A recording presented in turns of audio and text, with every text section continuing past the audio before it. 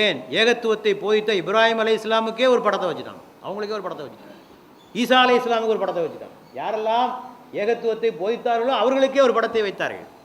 பின்னர் பெருமானார் வந்து அவற்றையெல்லாம் அகற்றினார்கள் என்பது வரலாறு. ஆகவே ஏகத்துவ சிந்தனைகள், இந்த ஏகத்துவத்தை போதிப்பதற்காகத்தான் இப்ராஹிம் அலை இஸ்லாம் இந்த மண்ணுக்கு வந்தார், தியாகங்களை புரிந்தார், இறைத்தூதர்கள் வந்தார்கள்.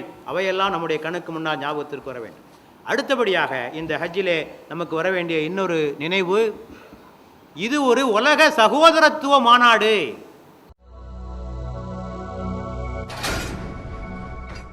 இது ஒரு உலக சகோதரத்துவ மாநாடு. பல்வேறு நிறத்தை உடையவர்கள், இனத்தை உடையவர்கள், மொழியை உடையவர்கள் அத்தனை பேரும் தங்களது வேறுபாடுகளை எல்லாம் களைந்துவிட்டு ஒரே உடையில் ஒரே குரலில் சங்கமிக்கின்ற ஒரு இடம்.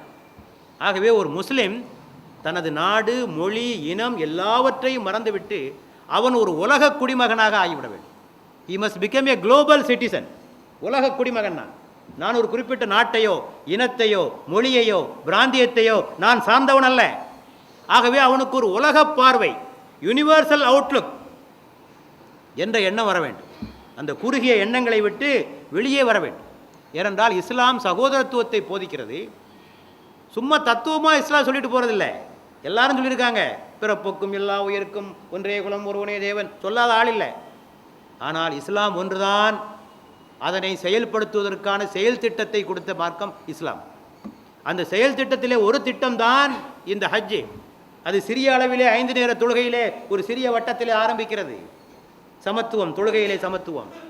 அடுத்த பெரிய வட்டம், அதற்கு அடுத்த வட்டம் ஜும்மா தொழுகை, அதற்கு அடுத்த வட்டம் ஈதுகா தொழுகை, அதற்கு அடுத்த பெரிய வட்டம் ஹஜ்ஜு. உலகளாவிய சகோதரத்திற்கான ஒரு ஏற்பாடு. ஆகவேதான் இஸ்லாத்தின் எதிரிகள் கூட இந்த ஹஜ்ஜை கண்டு பயப்பட்டார்கள். கிளாட்ஸ்டோன் என்று சொல்லக்கூடிய பிரிட்டிஷ் பிரதமர் ஒரு முறை பிரிட்டிஷ் பாராளுமன்றத்திலே கையிலே குரானை எடுத்து வைத்துக்கொண்டு ஒரு கருத்தை சொன்னார். 2 விஷயங்கள் முஸ்லிம்களிடத்திலே இருக்கிற வரை நம்முடைய ஆதிக்கம் அவர்கள் மீது செல்லாது, வெற்றி பெறாது. என்ன? ஒன்று இந்த குரான். இந்த குரான் அவங்க கையில் இருக்கிற வரைக்கும் நாம் அவர்களை வெற்றி கொள்ள முடியாது. ஏனென்றால் சிந்தனை, குரான் என்பது சிந்தனை தாக்கம். இன்னொன்று இந்த ஹஜ்ஜு. ஏனென்றால் உலக மக்களையெல்லாம், உலக முஸ்லீம்களையெல்லாம் இணைக்கின்ற ஒரு மாபெரும் மாநாடு. முஸ்லீம்கள் ஒரு கொள்கைக்கு சொந்தக்காரர்கள் என்பதை நிரூபிக்கின்ற ஒரு மாநாடு. ஆக எதிரி தெளிவாக புரிஞ்சிருக்கான். இந்த ஹஜ்ஜினுடைய தாக்கத்தை எதிரி தெளிவாக புரிந்திருக்கிறான். கருப்பர்களுடைய இன தலைவராக இருந்தவர் அமெரிக்காவிலே மால்கம் எக்ஸ் என்பவர். ஆரம்பத்திலே அவர் பின்பற்றிய கொள்கை என்னவாக இருந்தது என்று சொன்னால், வெள்ளையர்கள் நம்மை வெறுக்கிறார்கள், ஆகவே கருப்பர்களாகிய நாம் வெள்ளையர்களை வெறுக்க வேண்டும். அவங்க நம்மளை வெறுக்கிறாங்க, நாம் அவங்கள வெறுக்கணும் என்றுதான் தனது பிரச்சாரத்தை ஆரம்பித்தார். ஒயிட் மேன் இஸ் டெவில், வெள்ளைக்காரங்கள்லாம் பிசாசுகள் என்று சொன்னவர். இனவெறுப்பு கொள்கையை கடைப்பிடித்தவர். இறுதியாக இஸ்லாத்திலே இணைந்து ஹஜ்ஜுக்கு வருகிறார். ஹஜ்ஜுக்கு வருகிறத தான் பார்க்கிறார். இனவெறுப்பு கொள்கையெல்லாம் வெற்றி பெறாதுப்பா, இன்னொரு இனத்தை வெறுத்தெல்லாம் நம்மளை உயர்த்த முடியாது. இதோ பாருங்கள், எல்லா இனங்களை சார்ந்தவர்களும் எல்லா மொழிகளை சார்ந்தவர்களும் ஒன்றாக கூடி பார்க்கிற இந்த காட்சி தான் இனப்பிரச்சனைக்கான மருந்து என்று சொல்லி தனது நாட்டிற்கு திரும்பி சென்று தனது கருப்பு இன மக்களை பார்த்து இஸ்லாத்தை ஏற்றுக்கொள்ளும்படியாக பிரச்சாரம் செய்தார். எதிர்பார்த்தது போலவே எதிரிகள் அவரை சுட்டு கொண்டு விட்டார்கள். ஆகவே இந்த சகோதரத்துவ உணர்வு அங்கே வர வேண்டும். ஆகவே அங்கே போய் எவ்வளவு நாட்டு மக்களை சந்திக்க முடியுமோ அவ்வளோ நம்ம மக்களை சந்திங்க. வெளிநாட்டுக்காரங்களை பார்த்தா உங்களுக்கு தெரிஞ்ச மொழியில் ஏதாவது பேசுங்க. இந்தோனேஷியாக்காரனா, அமெரிக்காக்காரனா, லண்டன்காரனா, ஒன்று நாட்டில் முஸ்லீம்கள் எப்படி இருக்கிறாங்க, அங்கே இஸ்லாம் எப்படி இருக்குது, உங்கள் பிரச்சனை என்னன்னு பேசுங்க. அங்கேயும் ஊர்லேயும் போயிட்டு தமிழ்நாட்டுக்காரன் எங்கே இருக்கான், உத்தரப்பிரதேசக்காரன் எங்கே இருக்கான், அவங்களுக்குள்ளேயே பேசிகிட்டு இருந்தா எப்படி? இது அங்கே தான் பேசிகிட்டு இருக்கீங்களா? திருப்பி அங்கேயும் போய் சொந்த ஊர்காரங்க தான் பேசிகிட்டு இருக்கணுமா? எல்லா மக்களோடும் கலந்து அந்த நாட்டிலே இஸ்லாத்தினுடைய நிலைமை என்ன, அவர்களுக்குள்ளே பிரச்சனை என்ன என்பதை நீங்கள் பேச வேண்டும், வலியே சென்று பேச வேண்டும். ஆகவே அந்த உலகளாவிய சகோதரத்துவத்தை பெற வேண்டும். கௌபாவிலே துவா செய்கிற போது கூட உங்களுடைய சொந்த விவகாரங்களுக்கு மட்டும் துவா செய்துவிட்டு வந்து விடாதீர்கள். உலக முஸ்லீம்களுக்காக துவா செய்யுங்கள். பாலஸ்தீனத்திலே அவதிப்படுகிற மக்களுக்காக பிரார்த்தனை செய்யுங்கள். ஆப்கானிஸ்தானத்திலே, ஈராக்கிலே அவதிப்படுகிற மக்களுக்காக நீங்கள் பிரார்த்தனை புரியுங்கள். ஜியோனிஸ்டுகளுடைய, யூதர்களுடைய கொட்டத்தை அடக்குவதற்கு இறைவனிடத்திலே நீங்கள் பிரார்த்தனை புரியுங்கள். ஆக அந்த உலக கண்ணோட்டம், அந்த பெரிய பார்வை உங்களுக்கு வர வேண்டும். ஆக இவையெல்லாம் ஹஜ்ஜின் போது செய்ய வேண்டிய விஷயங்கள். அடுத்தபடியாக செய்யக்கூடாத விஷயங்கள் என்ன என்பதை பார்க்க வேண்டும். முதலாவதாக வீண் பொழுது போக்குதல். முடிந்தவரை இபாதத்துக்களில் உங்களுடைய நேரத்தை அதிகமாக செலவழிப்பதற்கு முயற்சி செய்யுங்கள். பெருமானார் அவர்கள் சொல்லுகிறார்கள், மற்ற பள்ளி வாயில்களில் தொழுவதை விட மஸ்ஜிதுல் ஹராமில் தொழுவது 1,00,000 மடங்கு நன்மை அதிகமானது. இப்போ எவ்வளோ பெரிய நன்மை கிடைக்கும். மற்ற பள்ளியில் தொழுவதை விட எனது பள்ளியாகிய மஸ்ஜிதுல் நபவியில் தொழுவது 1000 மடங்கு சிறந்தது. ஒரு ஹாஜிக்கு ஒரு நாளைக்கு 120 நன்மைகள் கிடைக்கின்றன. சவாபு செய்வதனால் 60 நன்மைகளும், காபாவிலே தொழுவதனால் 40 நன்மைகளும், காபாவை பார்த்து கொண்டிருப்பதனால் 20 நன்மைகளும் கிடைக்கின்றன. இப்போ இவ்வளோ நன்மை இருக்குது.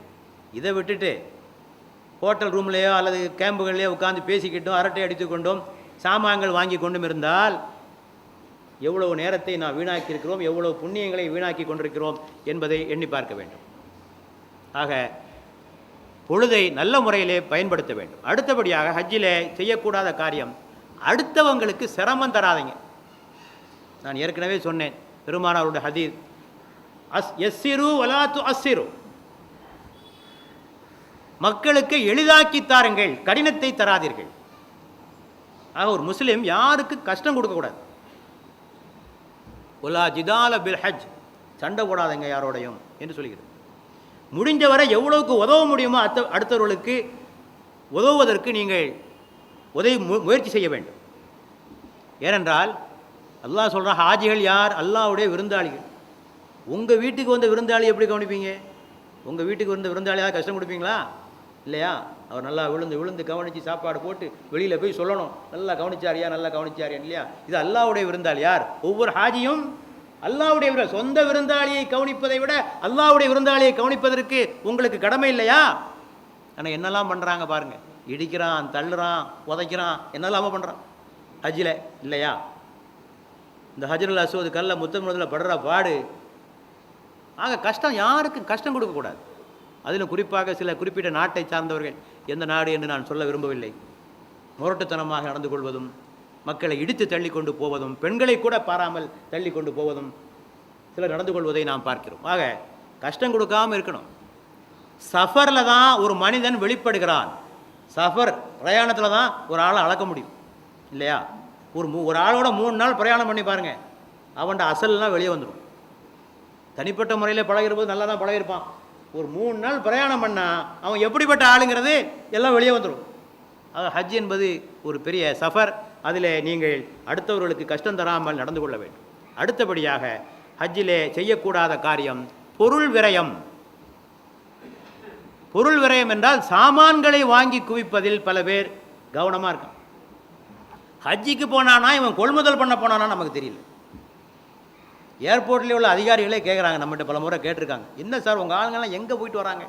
வியாபாரத்துக்கு போயிட்டு வராங்களா, புனித கடமையை செஞ்சுட்டு வராங்களா, இவ்வளோ சாமானை தூக்கிட்டு வராங்களா, எங்கே போனாங்க இவங்க? உண்மைதான், ஒரு வெளிநாட்டுக்கு போகிற போது சாமான்கள் வாங்க வேண்டும் என்ற ஆசை எல்லாருக்கும் வர்றது இயற்கை தான். நான் ஒன்றும் தப்புன்னு தான் சொல்ல மாட்டேன். ஏதோ உங்கள் குடும்பத்துக்கு, உங்கள் பிள்ளைகளுக்கு, உங்கள் பேரனுக்கு ஏதாவது சாமான் கொஞ்சம் வாங்கிட்டு வாங்க. அதுவும் முதல் முறை, பல பேர் முதல் முறையாக அப்போ தான் வெளிநாட்டுக்கு செல்வது. சாமான்கள் கொஞ்சம் விலை மலிவாக கண்ணுக்கு தெரியும், புதிய பொருள்கள் கண்ணுக்கு தெரியும். மனித இயற்கை தானே, நான் ஒன்று அதை தவறு என்று சொல்ல வரவில்லை. ஆனால் ஊருக்கெல்லாம் கொடுக்கணும், ஊரில் உள்ள அத்தனை பேருக்கும் கொடுக்கணும், எல்லா சாமானையும் வாங்கிட்டு வரணும், இது தேவையா? தேவையில்லை. இதனால் ஏற்படக்கூடிய பாதிப்புகள் என்ன? ஹஜ்ஜி ஒரு சுமையாகி போயிடுது. பல பேர் நினைக்கிறான், ஹஜ்ஜிக்கு போகணுமா, ஹஜ்ஜிக்கு பிரயாண செலவு மட்டும் இருந்தால் போதாதுப்பா, சாமான் வாங்குறதுக்கும் காசு வேணும், அதையும் சேர்த்த பிறகு தான் ஹஜ்ஜிக்கு போகணும். அதுக்காக ஹஜ்ஜி தள்ளி போகுது, பல பேருக்கு ஹஜ்ஜி தள்ளி போகுது. தேவையில்லை. ஆக இவற்றை நீங்கள் குறைத்து கொள்ளலாம். அடுத்தபடியாக ஹஜ்ஜினுடைய இபாதத்துகள் இதனால் பாதிக்கப்படுகின்றன. கடைத்தெருக்களில் அதிகமாக அலைகின்ற காரணத்தினால் இபாதத்துகள், வணக்கங்கள் செய்ய முடியாத ஒரு சூழ்நிலையும் ஏற்படுகிறது என்பதனையும் நாம் தெளிவாக புரிந்து கொள்ள வேண்டும். இதில் ஒரு பெரிய சிக்கல், நீங்கள் சாமான் கொடுக்க, அவன் போகும்போது அவன் சாமான் வாங்கிட்டு வர, இது ஒரு சக்கரம். போன தடவை அவன் கொடுத்தா நாம் திருப்பி கொடுக்கணும். இது தேவையா? தேவையில்லாத ஒன்று. யாராவது ஒருவர் எங்கேயாவது நிறுத்தியாக வேண்டும், எங்காவது நிறுத்தி ஆகணும். அந்த அந்த விஷ சக்கரத்தை உடைத்தாக வேண்டும் எங்காவது ஒரு இடத்துல. ஆகவே பொருள் விரயத்தை குறைத்துக் கொள்ளுங்கள். அடுத்தபடியாக ஹஜ்ஜின் போது மார்க்கத்தில் சொல்லப்படாத ஷிர்கான பிதஅத்தான காரியங்களை செய்யாதீர்கள். மக்காம இப்ராஹிம் போய் தடவுன்னு தடவுறான் பல பேர். என்ன இருக்குது? மக்காம இப்ராஹிம் போய் தடவுனா என்ன ஒன்றாகும்? அது ஒரு நினைவு சின்னம். இப்ராஹிம் அலைஹிஸ்ஸலாம் காபாவை உயர்த்தி கட்டிய இடம், அதற்கு நினைவு சின்னமாக அங்கே வைக்கப்பட்டிருக்கிறது. அதை தடவுறதுல என்ன லாபம் இருக்குது? காபாவுடைய திரைச்சீலையை கத்தரித்து கொண்டு புசத்தில் வச்சுக்கிட்டு வீட்டில் வந்து ஒவ்வொரு நாள் முத்தமிட ஆட்கள்லாம் பார்க்குறோம். என்ன செய்ய போகிற? ஒன்றும் இல்லை. அதனால் என்ன புண்ணியம் இருக்குது? ஒன்றும் இல்லை. அது மாதிரி பெருமானாருடைய அடக்க ஸ்தலத்துக்கு சென்று அங்கே செய்கிற இணை வைப்பு காரியங்கள், இவையெல்லாம் தவிர்க்கப்பட வேண்டிய விஷயங்கள். சிலர் இங்கிருந்தே சொல்லிவிடுறோம், ரசூலுல்லாஹ்க்கு சலாம் சொல்லுங்க என்று. அப்படி இஸ்லாத்தில் ஒரு முறை இருக்கிறதா? அப்படி ஒரு முறை இல்லை. இருந்தால் சொல்லுவோம். பெருமானாரை விட நம்முடைய நேசத்துக்குரியவர்கள் யாராக இருக்க முடியும்? ஆகவே எவையெல்லாம் மார்க்கத்தில் சொல்லப்பட்டிருக்கிறதோ அவற்றை செய்வதற்கு நாம் கற்றுக்கொள்ள வேண்டும். ஆக இதுவரை நாம் சொல்லியது ஹஜ்ஜிலே செய்ய வேண்டிய காரியங்கள்: தக்வா உணர்வை பெறுவது, தியாக உணர்வை பெறுவது, ஏகத்துவ உணர்வை பெறுவது, சமத்துவ சகோதரத்துவ உணர்வை பெறுவது. செய்யக்கூடாத காரியங்கள்: வீண் பொழுது போக்கக்கூடாது, பிறருக்கு சிரமம் தரக்கூடாது, பொருள் விரயம் செய்யக்கூடாது, ஷிர்க் பிதஅத்தான காரியங்கள் செய்யக்கூடாது. இப்போது ஹஜ்ஜு முடிந்த பிறகு செய்ய வேண்டிய காரியங்கள் என்ன என்று பார்க்கிற போது, இங்கும் எந்த பகட்டும் ஆடம்பரமும் விளம்பரமும் வரவேற்பு வளைவுகளும் ஒன்றும் வேணாம், ஒன்றும் தேவையில்லை. ஹஜ்ஜுக்கு போயிட்டு வந்தோட இப்போ சந்திங்க, துவா செய்யுங்க என்று அவரிடத்தில் துவாவை கேளுங்கள். இதை தவிர வேறு ஒன்றும் செய்கிறதுக்கு ஒன்றும் இல்லை. இதை பற்றி நான் ஆரம்பத்திலே சொன்னேன். இந்த மாதிரி செய்வதனால் ஏற்படக்கூடிய பாதிப்பு: ஒன்று இஸ்ராஃப், வீண் விரயம் செய்கிறீர்கள்; இன்னொன்று பிறருக்கு சிரமம் தருகிறீர்கள்; மூன்றாவது பகட்டுக்காக ஆசைப்படுகிறீர்கள், விளம்பரத்துக்கு ஆசைப்படுகிறீர்கள். அல்லாஹ்விடத்திலே கூலி கிடைக்காமல் போய்விடும், பார்த்துக்கொள்ளுங்கள். ஆக ஹஜ்ஜுக்கு சென்றவர்கள் இந்த உணர்வை பெற்றிருக்க வேண்டும். ஹஜ்ஜுக்கு போய்விட்டு வந்த பிறகும் இந்த உணர்வுகள் அனைத்தும் மங்காது இருக்க வேண்டும். ஒரு ஹாஜியிடத்தில் என்ன எதிர்பார்க்கப்படுகிறது? தக்குவா எதிர்பார்க்கப்படுகிறது. ஹாஜியாக இருந்துக்கிட்டு வரதட்சணை வாங்கலாமா பிள்ளைக்கு? ஹாஜியாக இருந்துக்கிட்டு வட்டி வியாபாரம் வாங்கலாமா? ஹாஜியாக இருந்து லாட்ரி வியாபாரம் பண்ணலாமா? ஹாஜியாக இருந்துக்கிட்டு மோசடி செய்யலாமா? ஹஜ்ஜிக்கு போனதுக்கு அர்த்தம் இல்லை. ஹஜ்ஜியே கேலிக்குரியதாக ஆக்கிறீர்கள். ஆகவே அந்த தக்குவா உணர்வு எப்போதும் இருக்கும்படியாக பார்த்துக் கொள்ளுங்கள். அதே போல தியாக உணர்வு, சொன்னேன் ஹஜ்ஜிலே தியாக உணர்வு பெற வேண்டும் என்று. இன்றைக்கு இஸ்லாத்தை இந்த மண்ணிலே ஓங்கச் செய்ய வேண்டிய பொறுப்பு நமக்கு இருக்கிறது. இந்த நாட்டு மக்களுக்கு இஸ்லாத்தை சொல்ல வேண்டிய பொறுப்பு இருக்கிறது.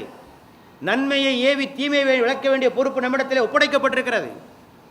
இஸ்லாத்தை மேலோங்க செய்யுங்கள் என்று அல்லாஹ் சொல்கிறான். லியுல்ஹிரஹு அலத்தீனி குல்லிஹி, எல்லா மார்க்கங்களை விட இஸ்லாம் மேலோங்க வேண்டும். இதற்கெல்லாம் பல தியாகங்கள் வேண்டும். கடைசியாக, இதுவரை ஹஜ்ஜி செய்யாதிருப்பவர்கள் ஹஜ்ஜி செய்வதற்கு ஆசைப்படுங்கள். அது உங்கள் மீது கடமை. புரிந்து கொண்டு இந்த ஹஜ்ஜிலே செய்ய வேண்டிய கடமைகள் ஒழுங்காக செய்யுங்கள். சடங்குகளாக செய்யாதீர்கள், உயிரோட்டம் உள்ளதாக செய்யுங்கள். பகட்டுக்காக செய்யாதீர்கள், அல்லாஹ்வுக்கு மட்டுமே நீங்கள் செய்யுங்கள் என்று கூறி, இந்த ஆண்டு ஹஜ்ஜி செய்கிற பிரயாணிகள், ஹஜ்ஜி யாத்திரிகளுடைய பயணம் இனிதாகவும் அமைதியாகவும் எந்த தொந்தரவும் இல்லாமல் அமைவதற்காக அல்லாஹ்விடத்திலே நான் துஆ செய்கிறேன். அவர்கள் நோய்கள் இல்லாத நிலையில் நல்ல முறையிலே சென்று வர வேண்டும் என்று நான் ஆசைப்படுகிறேன். அவருடைய ஹஜ்ஜி மப்ரூராக ஏற்றுக்கொள்ளப்பட்ட ஹஜ்ஜாக ஆக வேண்டும் என்றும் நான் பிரார்த்தனை செய்து இந்த அளவோடு எனது உரையை நிறைவு செய்கிறேன். எல்லா புகழும் இறைவன் ஒருவனுக்கு.